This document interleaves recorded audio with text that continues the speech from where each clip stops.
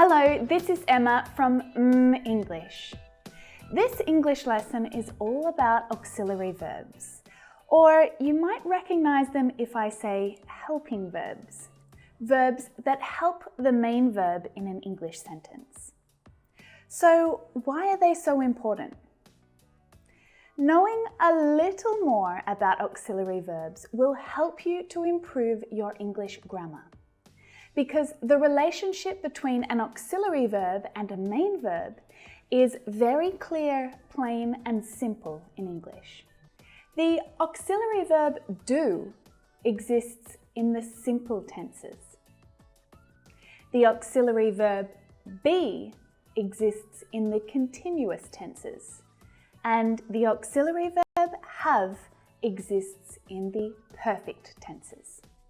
Now, before we do anything else this lesson, just stop for a moment and think about this, because this information is golden.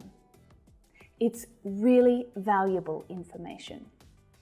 As you're checking your writing after completing an IELTS exam or checking an email before you send it to your customers, these simple reminders need to be in your mind. Now, auxiliary verbs are a really interesting part of the English language. There's quite a few things that you need to know about them, about grammar, about pronunciation, about writing, about speaking.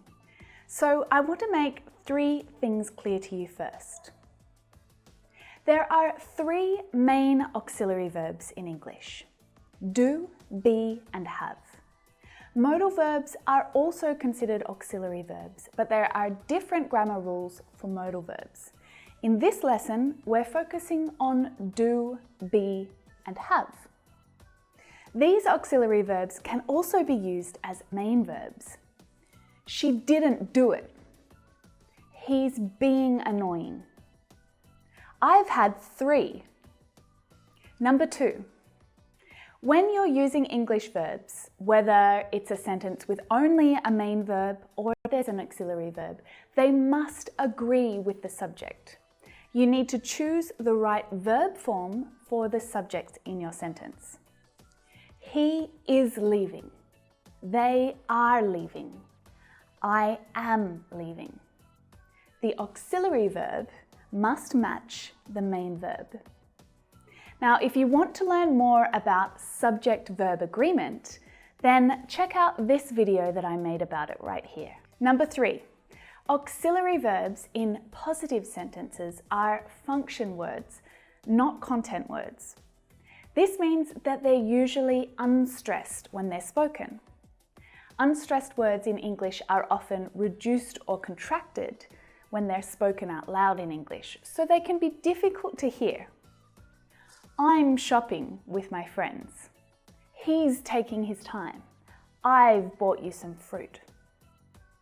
Now, in negative sentences, auxiliary verbs are usually stressed, but often they're contracted with not. I didn't like it. We haven't been there yet. Notice that when the sentence is negative, you can contract the auxiliary verb with not, or you can also contract the auxiliary to the subject. We've not been there yet. Learning how to contract auxiliary verbs in English is instantly going to make you sound more relaxed and natural when you speak. It's much more natural to say he's not coming or he isn't coming than he is not coming. Okay, time to look at some examples, starting with do. Do is the auxiliary verb used in the simple tenses in English. Do and does in the present tense and did in the past tense. In the future forms with will and going to, we use the infinitive form only, do.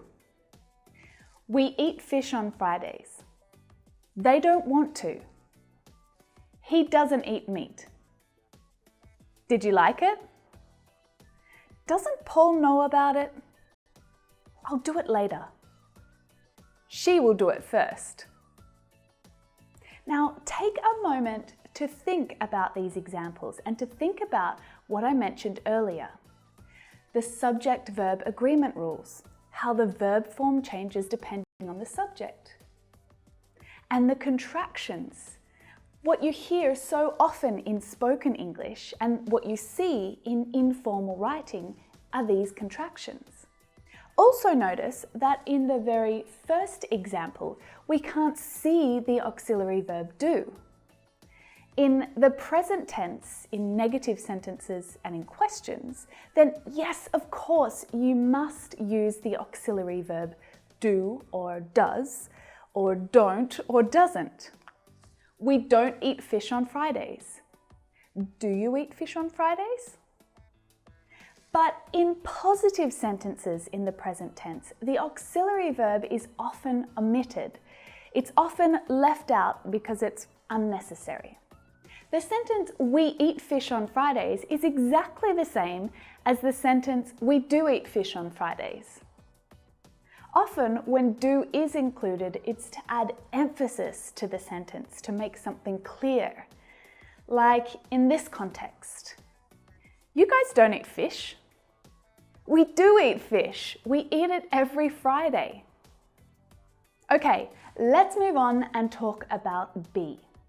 Be is the auxiliary verb used in the continuous or the progressive tenses. Am, are, or is in the present continuous tense, and was and were in the past continuous tense.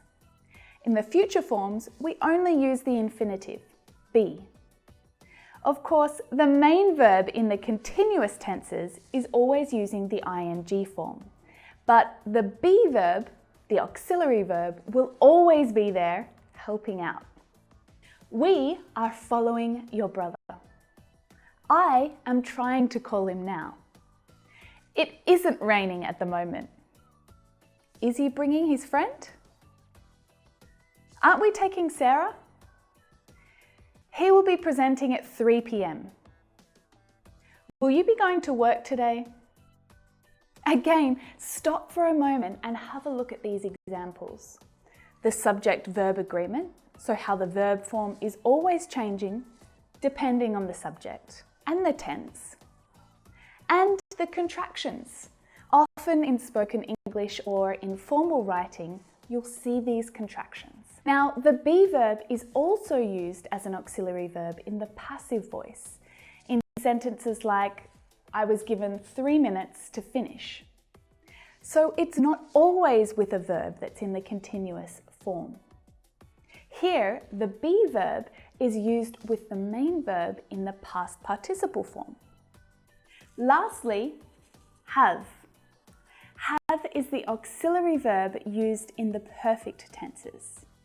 Have and has in the present perfect tense, and had in the past perfect tense. In the future forms, we use the infinitive form only, have, with will or going to.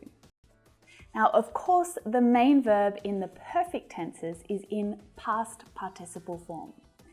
And I've made quite a few lessons about the present perfect tense, so you can check them out here if you need to. So in the present perfect tense, your main verb is in the past participle form, and the auxiliary verb, have, is always going to be there, helping out. Kate has taken the car. We have tried it many times. It hasn't arrived yet. Have they brought the umbrella? We have been waiting for hours. He will have finished by 3 p.m. Again, let's check what's happening here. The subject-verb agreement, so the verb is always changing depending on the subject, and the tense. And check out these contractions. Kate's taken the car. We've tried it many times. Well, that's it for this lesson. I hope that it's been really helpful for you, because understanding the role of the auxiliary verb in English, it's challenging, but it's really important. And I hope that this lesson showed you that the way auxiliary verbs are used in English is reasonably consistent It's just about becoming familiar with the way that sentences function. As always, if you enjoyed my lesson, please subscribe by clicking the red button right there, and make sure that you're notified when I upload a new lesson. To do that, click the bell button just here as well.